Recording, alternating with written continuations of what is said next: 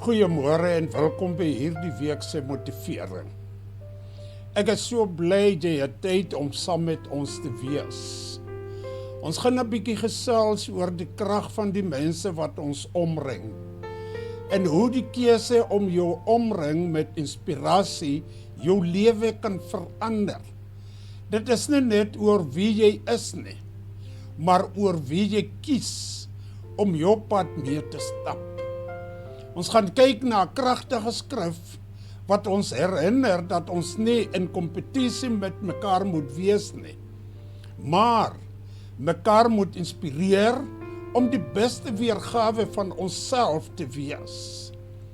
Geliefdes, kom ons lees saam uit die boek van Hebreërs hoofstuk 10 vers 24 wat soos volg lees.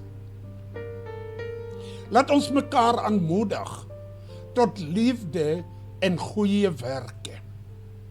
Dit is die woord van God. En dit bring ons na ons tema vir die week, wat soos volg lees. Inspirasie bo kompetisie. Omring jouself met groei. Hierdie vers herinner ons daaraan dat ons nie net vir onsself leef nie, maar dat ons ander moet inspireer om hulle beste self te wees. Diegene wat ons omring, moet ons help om in ons roeping en doelwitte te groei. Geliefdes, in die lewe is dit so maklik om vasgevang te raak in 'n kompetisie met ander. Maar ware groei kom nie wanneer ons mekaar probeer oortref nie. Dit kom wanneer ons onsself omring met mense wat ons optel, wat ons uitdag en wat ons help om die beste weergawe van onsself te wees. Wanneer ons ondersteunende netwerk om ons het, wat ons inspireer en nie afbreek nie, bevorder ons 'n omgewing van groei en positiewe verandering. Ons kan nie altyd beheer wat ander mense sê of doen nie, maar ons kan beheer wie ons toelaat om ons lewens te beïnvloed.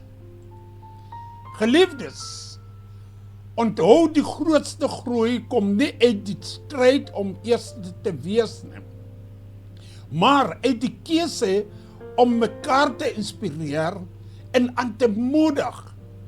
Omring jouself met mense wat jou help om jou drome na te jag en wees self daardie inspirasie verander.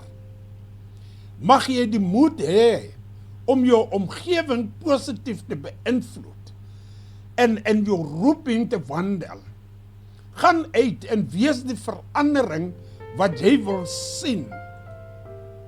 As hierdie boodskap jou aangeraak het, moet asseblief nie vergeet om te like, te deel en te subscribe nie, sodat ons die woord kan versprei. Aan die einde van ons motivering vir die week, ek nooi jou om saam met my te bid. Here, dank dat U ons herinner om nie in kompetisie met mekaar te wees nie, maar mekaar aan te moedig tot liefde en goeie werke. Help ons om die regte mense in ons lewens te kies, mense wat ons inspireer, wat ons bou en wat ons uitdag om meer van U te wees.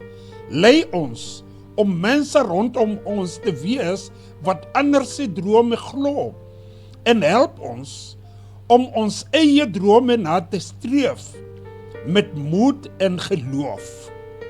Ek bid alles in Jesus se naam. Amen.